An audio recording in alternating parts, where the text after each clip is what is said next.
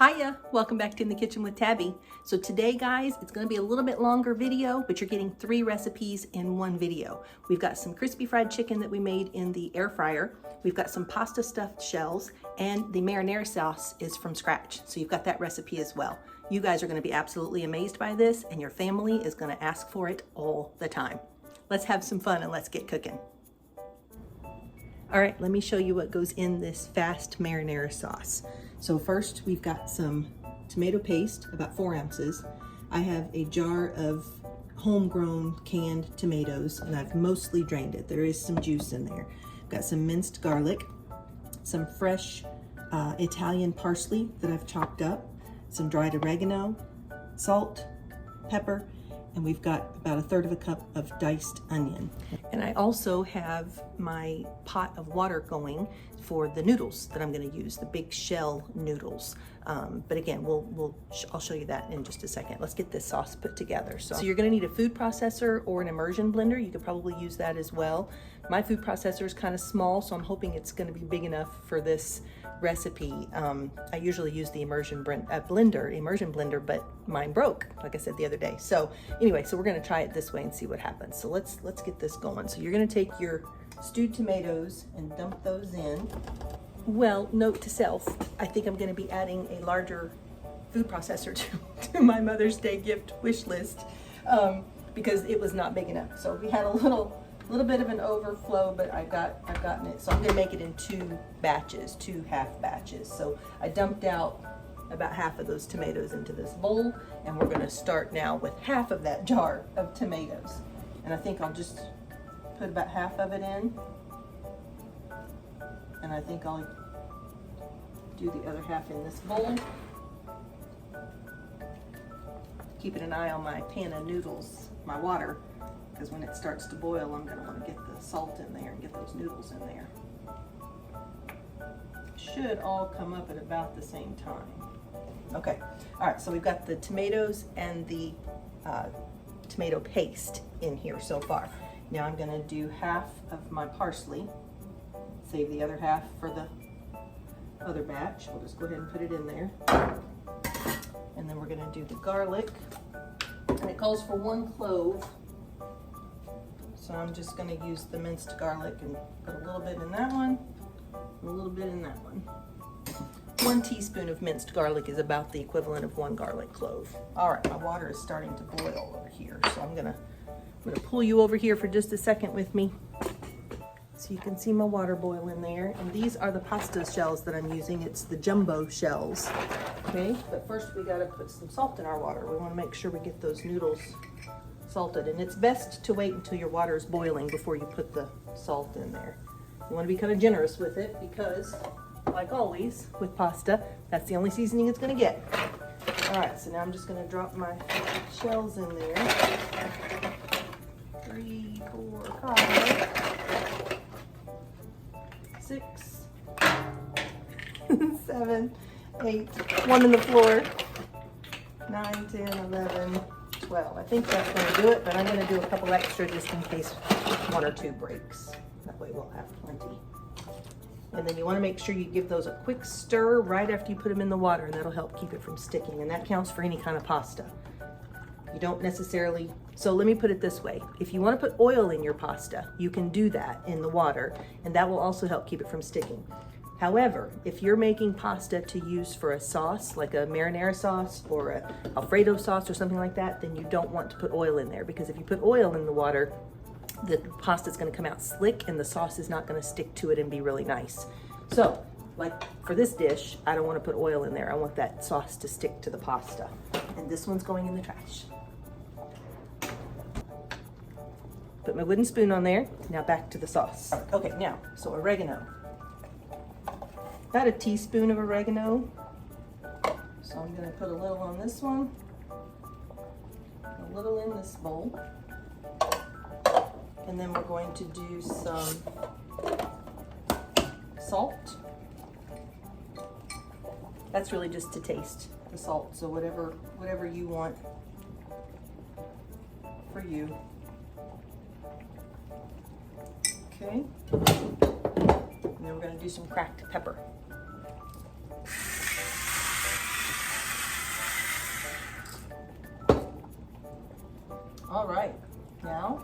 to put the lid on and we're going to blend that up on puree.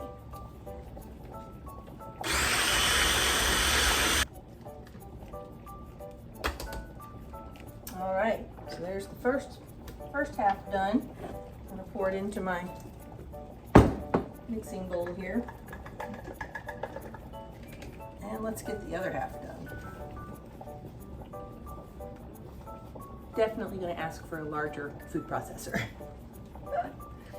because this should not be this difficult. It definitely is not difficult when I used my immersion blender. I just put it all in this big bowl when I did my immersion blender, and then I blended it in the immersion or with the immersion blender. But that's okay. I always say, you're not really having fun unless you're making a little mess, right? This is life in the kitchen with Tabby. All right, here we go. All right, my friends. Let's get all this goodness off of the lid. We don't want to leave any of that in there.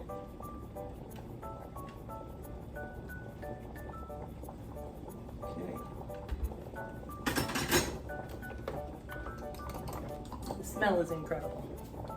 If you love Italian pasta sauce, you absolutely have to try this. And again, it's something so simple and so easy, and you know every single thing that's going in it. Only your hands have touched it. And when you're making something for somebody you love, you want to know that everything that's in there is nothing but goodness. So there is our marinara sauce. Isn't that a beauty? Oh gosh, that's gorgeous. All right, let's check our noodles. They are boiling really nicely. They look great. I'm gonna give them a little stir. You just want to cook them to al dente. You don't want to cook them really soft. You want them to be a little firm because we're gonna bake it in the oven. So you don't want those to be too done. I'm gonna go ahead and turn my oven on to preheat. All right, so my pan is getting warm here. So I'm gonna go ahead and throw my onion in. And we're gonna cook that onion until it's soft and translucent. Probably gonna take a few minutes, I would guess. I'm just using the same spoon I used for my noodles. No reason to dirty up another spoon.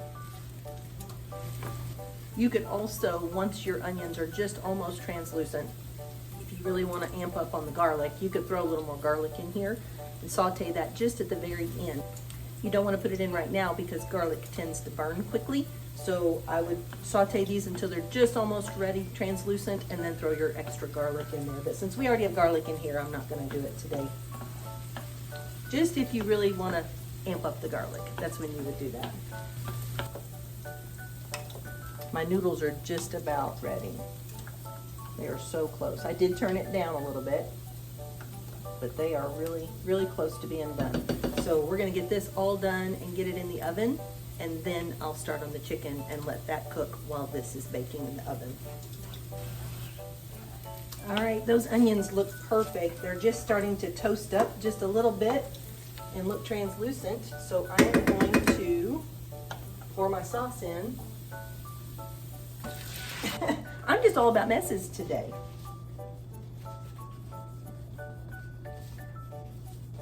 I'm gonna let that burner cool off a little bit before I put it back on there.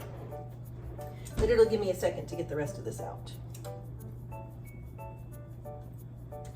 So we're gonna let this kind of simmer. I'm gonna cover it. We're gonna let it simmer here on the stove on low, and just let it cook off a little bit of that extra liquid. You don't want it to be too juicy. You want it to be a little bit on the thick side. And there's my oven preheated. All right, let's pull this back up here. So we're gonna stir this around, get those onions incorporated in there.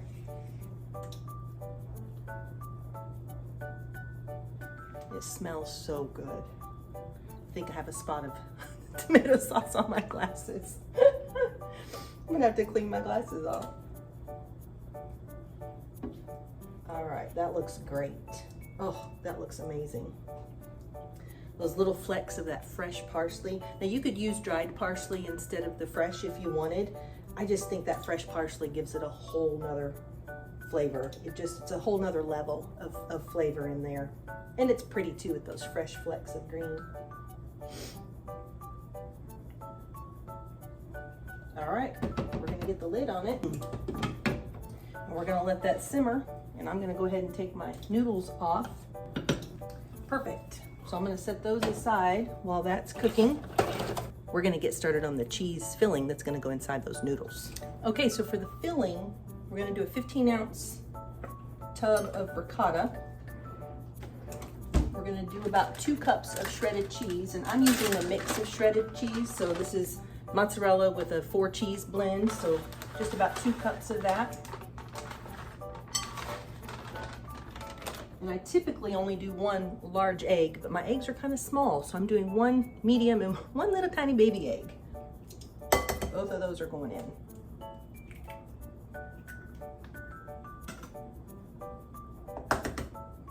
That's such a cute little egg.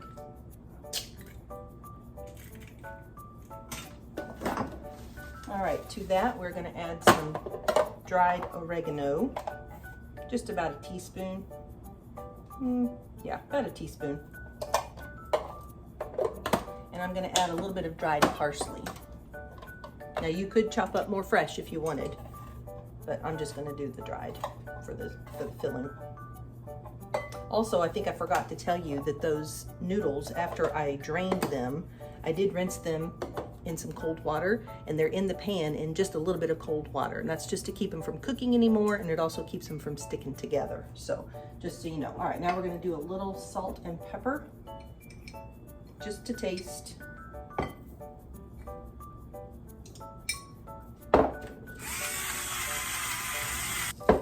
Okay, now we're going to mix all of that together. I'm just gonna use my sauce spatula. Just mix all of that really well. Our sauce is just about ready. It's been about 20 minutes. It's got about another 10 minutes to go before it's gonna be thick enough. Usually takes about 30 minutes for that. Now you could add Parmesan cheese to this as well if you wanted. I just didn't have any. I don't always use it even when I have it, but if you wanted to, you could add Parmesan.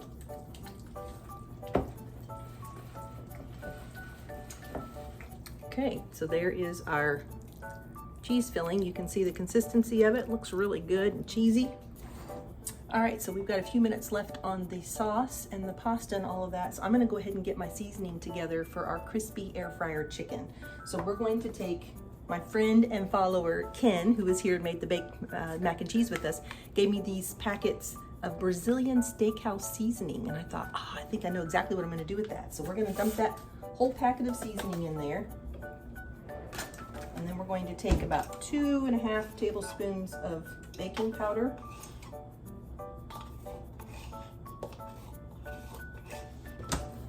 We're going to mix that together.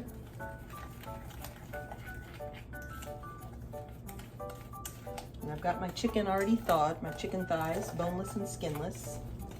Now, if you don't have an air fryer, you could easily use a metal baking rack and put it on a baking sheet and put them in the oven at the 400 degrees. They're just gonna take longer to bake, so not sure on how long it would take, but you could easily do this in the oven like we do the wings.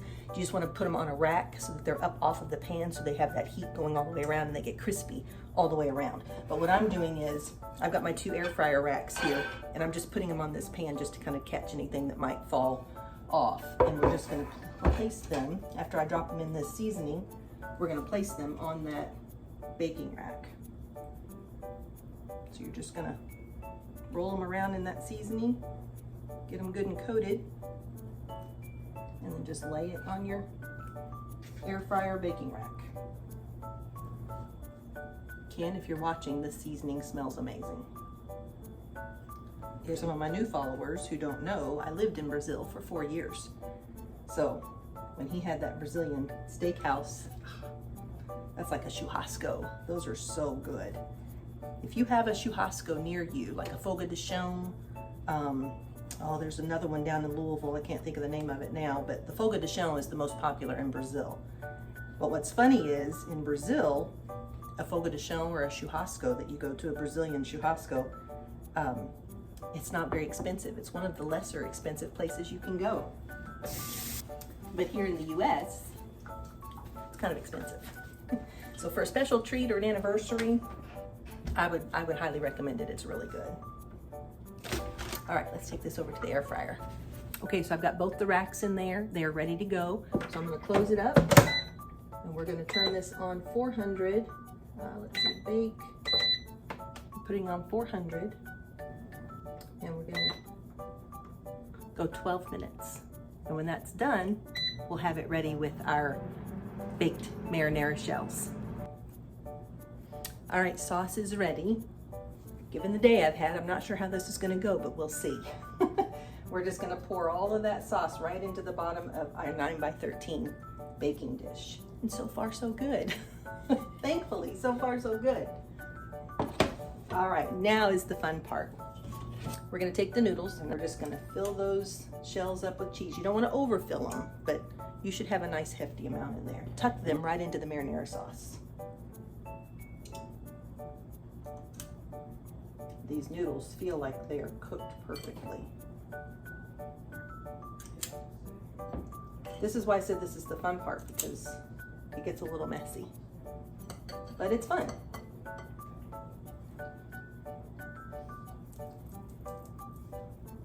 You just want to make sure you get those noodles opened up well enough to get that cheese in there. You know they're cooked perfectly when they aren't falling apart as you're putting this cheese sauce in. You want it to stay firm enough that you can spread those shells apart and not have to worry about breaking the shell. And I've got 15 shells here. I'm probably going to go ahead and stuff them all because it doesn't look like anybody broke. As long as I don't tear one. Another way to make this too, if you wanted to do a white sauce, you could do a white sauce in the bottom of the pan and you could add some cooked shredded chicken to this cheese and then stuff it inside the shells. That's a really good way to do it too. Just another variation. And it's really tasty like that as well. And I'll show you this pan after I get these all stuffed and put in there. Looks like I'm gonna have plenty of cheese. I could have probably cooked a few more noodles. Last one. And this one, well, I'm not gonna use it. It's split. Yeah, I'm not gonna use that noodle. But I am gonna see. Oh yeah, that's cooked perfectly. So I have a little bit of this cheese sauce left. I'll probably hang on to it. I'll stick that in the freezer and have it for another time. So let's show you how it looks. So there you have it. Isn't that pretty? All right, now last thing we're gonna do is put some cheese on top. This should be nice and saucy. And it's gonna go perfect with that chicken. All right, so this is gonna go, I'm gonna cover it, and it's gonna go in a 375-degree oven for about 30 minutes. It doesn't have to cook too long. Remember, it doesn't matter, shiny or dull, either side up. I tapped it like I do for my lasagna, just so that hopefully it won't stick. I know Reynolds Wrap has that, they have the Reynolds Wrap that has the non-stick on the inside of it. Sometimes I get that, I just don't have any.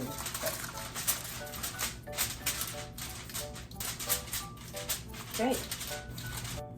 Into the oven we go.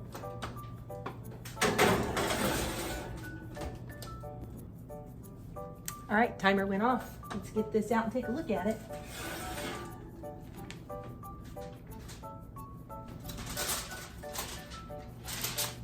Oh yeah. So what I'm gonna do now is put this back in the oven for just a couple minutes, and I'm gonna put it on low broil just to brown that cheese on top. And then when that comes out, my chicken is almost done, and we'll pull it all together. I'll be right back. All right, I'm gonna show you this chicken. All right, you can see, now listen to this. Can you hear that? That's gonna be some nice little crunchy chicken. All right, let's get this out of the oven and get this plated up. Ooh, look how beautiful. Oh, isn't that pretty? Here we go.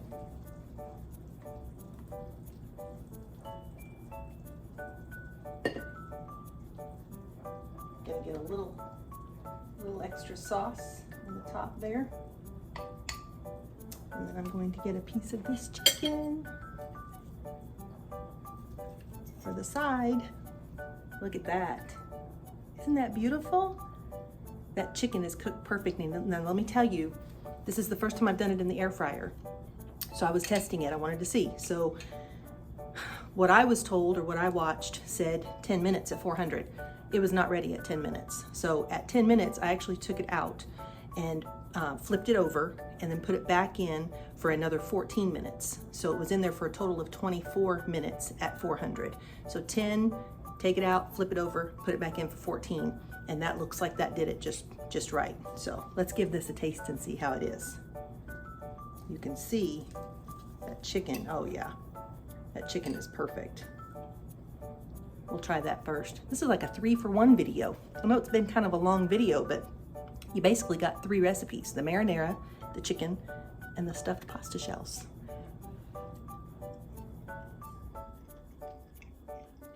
Mmm. Mmm.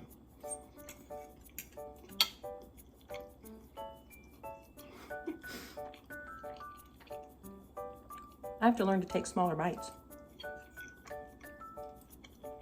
That's out of this world. Really, really good chicken. Let's try the stuffed pasta and the marinara. I know the marinara is good. I've done it 100 times. And listen, if you want to use jarred sauce, you can absolutely use store-bought sauce. You don't have to make your own. But if you got the time and you have the ingredients, it's fun. Throw it together. Just make sure your food processor is big enough. Look at that cheese pull. That's going to be so good.